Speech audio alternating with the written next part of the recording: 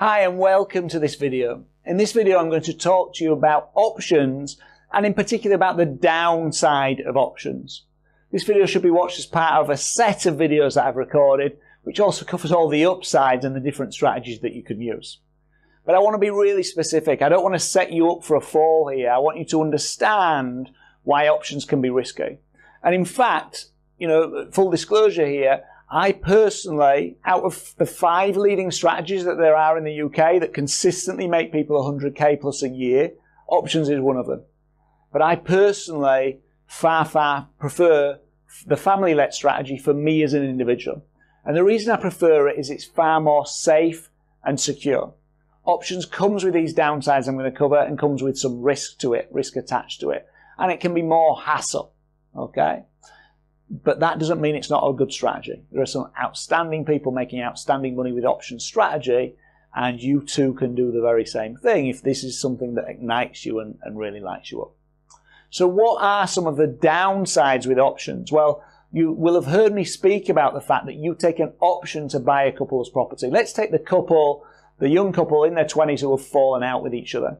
And you take an option to buy their property and you sign, pay £1, they've moved out. They've been moved out 5 years. This is working tickety-boo. You've even installed some new people into the house who are going to be first-time buyers and buy from you, and it's all going great. But then one of the couple, the original couple, dies. So they pass away. And they've been in a car accident, let's say they pass away. Now what happens is they've not seen each other for 5 years, they live separately, but they're still on the mortgage, remember. So now they've passed away, and the mortgage company go to their family and say, this mortgage needs redeeming. You need to redeem the mortgage. And they say, I want to redeem the mortgage. Okay, we'll put the house up for sale, we'll pay you back. Now you as the option agreement say, hang on, you can't sell the house. They had an agreement with me that they were selling to me. They've signed that. It's a legal document. They're selling to me that you can't sell the house. Plus I've got another 2 years because it was a 7-year option before I have to even exercise that agreement. So I don't want to buy it just yet. And the bank go, well, we provided the mortgage. This property needs selling right now. We need paying back, or you need to pay us back. And this, say it's the bloke that's died, his poor family are grief-stricken because he's died, and now they're fuming with you. They're stuck in the middle of this mess and this situation, and you're getting dragged right into it. Now, all of these downsides I'm going to go through, of course, there is, when done properly with the right paperwork, you can protect yourself from these downsides.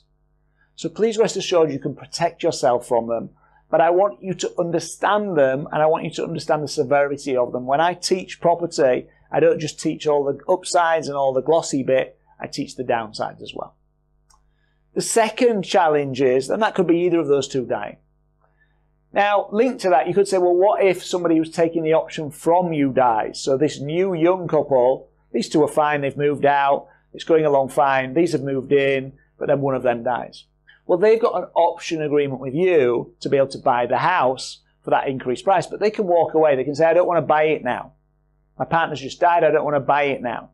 Now, the challenge for you then is, if you had a 7-year option and they had a 5-year option with you and they're 3 years in and one of them dies and they walk away, well, you've made an extra £200 a month in profit because you were charging extra. They were paying money off the deposit. That's non-refundable. So you go, that's fine, you can walk away. I've made an extra 7 or 10 grand along the way. Now I've only got 4 years left to maximise this option. I can always give the house back to this couple, but I've got 4 years left to try and maximise it. Get another couple in, another set of first-time buyers, and just give them a 3-year option maybe. Takes me up to year 6. So you can deal with that. You can deal with that downside. The third downside is you die. Now you've taken this option, you're liable for this option, therefore your estate will become liable for it. Now you can then walk away from the option, but you can't walk away from the liability of the option you've agreed with the incoming people. Because you've signed a deal to say if they choose at any time in the next 5 years, they can buy the house. So if you die after 1 year, your estate can't go, tough, I'm walking away from his contractual obligations. No, they've got to honour that. So now your inheritors are tied up with managing this whole situation. Imagine you died and then one of them died and they had to manage all of that.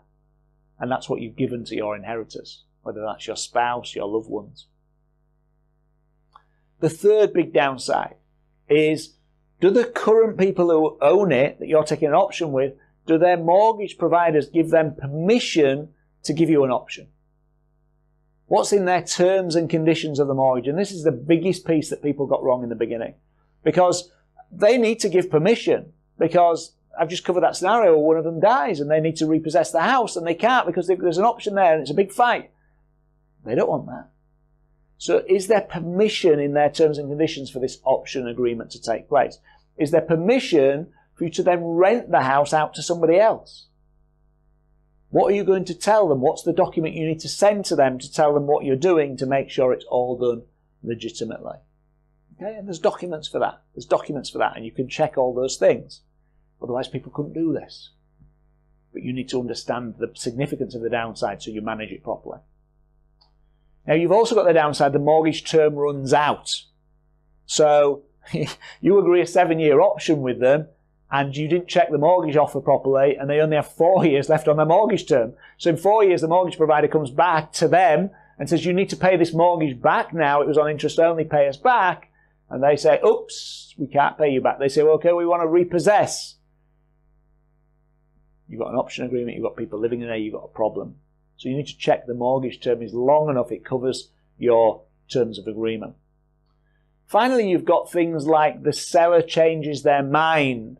So they sign an option agreement with you, they move out, and 3 years later someone says to them, why did you do that? And they go, I don't know.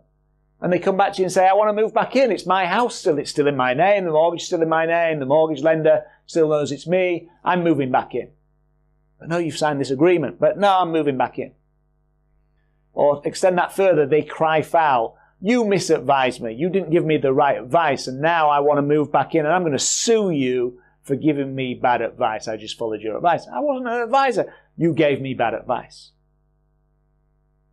That's why you need to do things properly. Now, there's other various smaller chinks of downside. You know, there is with any investment, but these are the big ones. And in fact, these ones for me personally are big enough to make me say options isn't my strategy. I know there's ways around them. I know you can legally cover it all, but I don't want to be embroiled in that mess ever.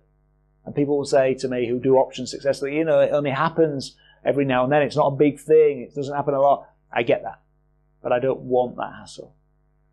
But there's people making awesome money at this, so don't use that as a reason not to do it. Okay? So in the next video, I'll cover how you make sure you do make it watertight and you do make sure that you're protected so these downsides don't become that issue that they could be.